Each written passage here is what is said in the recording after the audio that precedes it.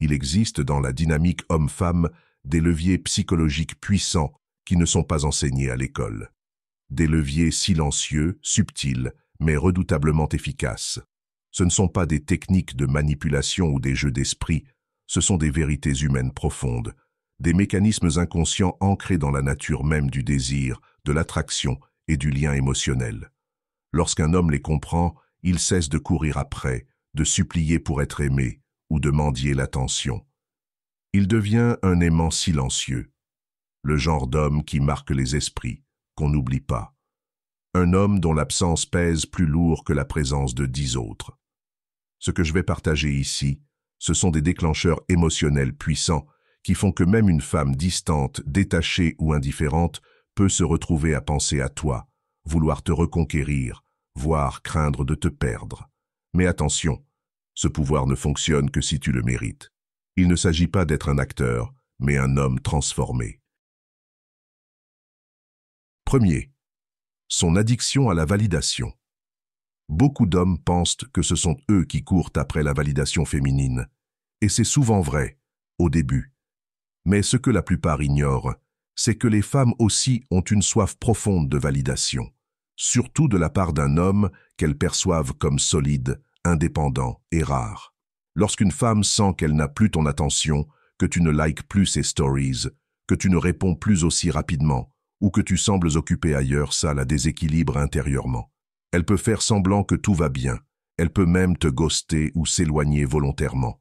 Mais en réalité, elle observe, elle attend. Et plus le silence s'installe, plus elle se demande « Est-ce qu'il pense encore à moi? Est-ce qu'il a tourné la page? Est-ce qu'il a trouvé mieux ?» Ce doute est puissant, car une femme peut se détacher émotionnellement d'un homme collant, prévisible et trop acquis. Mais elle se réattache très souvent à celui qui devient silencieux, occupé, mystérieux et qui semble ne plus avoir besoin d'elle. C'est là que tu redeviens précieux à ses yeux. Deuxième, le pouvoir de l'incertitude. La certitude rassure, mais l'incertitude attire. L'un des moteurs les plus puissants de l'attraction féminine, c'est le mystère émotionnel. Lorsqu'elle ne sait pas exactement ce que tu ressens, quand tu ne dévoiles pas tout, quand tu es chaleureux un jour et un peu distant le lendemain, tu actives en elle une forme de tension émotionnelle. Elle commence à penser à toi davantage, à scruter tes moindres signes, à surinterpréter tes silences. L'être humain est câblé pour chercher à résoudre les choses incomplètes. C'est ce qu'on appelle en psychologie l'effet Zeigarnik. Quand une histoire reste ouverte, le cerveau tourne en boucle pour la résoudre. Et c'est exactement ce qui se passe quand tu crées de l'ambiguïté maîtrisée. Attention, il ne s'agit pas d'être toxique, de jouer avec les sentiments. Il s'agit simplement de ne pas tout donner trop vite, de garder une part d'ombre, de laisser ton silence parler parfois à ta place. Et plus elle s'interroge, plus elle s'investit émotionnellement. Tu ne dois pas être un livre ouvert, sois un roman mystérieux qu'on ne peut s'empêcher de lire encore et encore. Troisième, le miroir émotionnel. Dans une relation, il y a toujours une personne qui influence émotionnellement l'autre, et très souvent, les hommes tombent dans le piège d'être réactifs.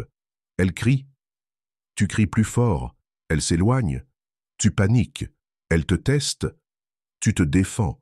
Ce schéma te rend émotionnellement dépendant et désespéré à ses yeux. À l'inverse, un homme vraiment attirant devient un miroir émotionnel neutre. Tu ne réagis pas à ses tempêtes, tu les observes.